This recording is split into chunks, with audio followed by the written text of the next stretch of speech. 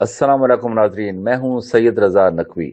जनूबी पंजाब के सबसे बड़े सरकारी सेहत के अदारों से मुतल्लिक एक ऐसा इंकशाफ सामने आया है जिसने पूरे सूबे में हलचल मचा दी है। निश्तर अस्पताल मुल्तान और चिल्ड्रन कॉम्प्लेक्स मुल्तान में अरबों रुपए की मुबैना करप्शन और संगीन इंतजामी बेज़ाब्तियों का पर्दाफाश हो गया है।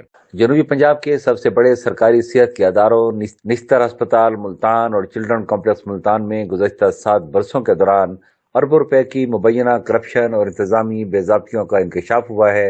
महकमा सेहत पंजाब ने इन संगीन इल्जामात का नोटिस लेते हुए आला सतही तहकीकात का हुक्म दे दिया है और इस मकसद के लिए बाकायदा तहकीकाती कमेटी कायम कर दी गई है। ज़राए के मुताबिक मुबैना करप्शन के ये मामलात माली साल 2018-2019 से लेकर 2024-2025 तक के अरसे पर मुहित हैं, जिनमें सबसे ज्यादा तवज्जो अद्वियात की खरीदारी पर मरकूज है।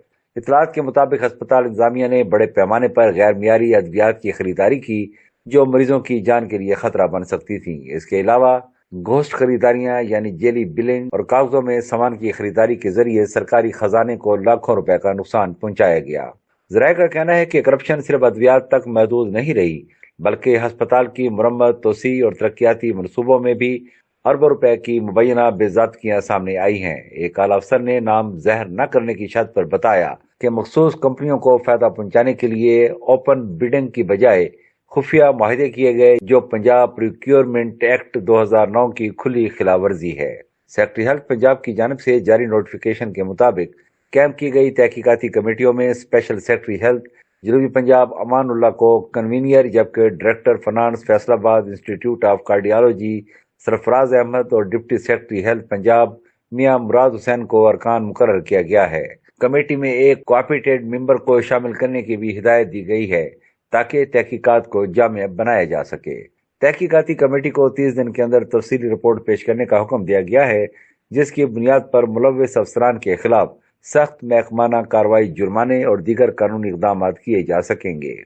ज़राए के मुताबिक अस्पताल की इमारतों की तामीर नौ और जदीद तिबी आलात की तनसीब के मनसूबों में करीबी कंपनियों को तरजीह दी गई, जबकि कम अज कम 20% बजट मुबैना तौर पर कमीशन की मद में ज़ाया हुआ। इस तरह MS और दीगर कलीदी अहदों पर सियासी दबाव के तहत मनपसंद अफसरान की तैनाती भी की गई, जो मेरिट और मालियाती कवायद की खिलाफ वर्जी करार दी जा रही है। एक साबिक मेडिकल सुपरिटेंडेंट का कहना है कि ये तमाम इकदाम आला सतही सरपरस्ती में किए गए, जहां कानूनी तकाजों को नजरअंदाज करके जाती मफादात को तरजीह दी गई।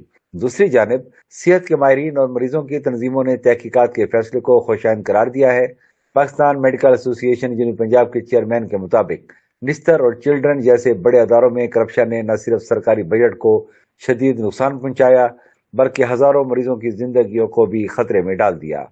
उनके मुताबिक गैर मियारी अद्वियात के बायस मुतअद्दिद मरीजों में इलाज नाकाम होने के वाकयात सामने आए, जो एक कौमी बहरान की सूरत इख्तियार कर चुके हैं।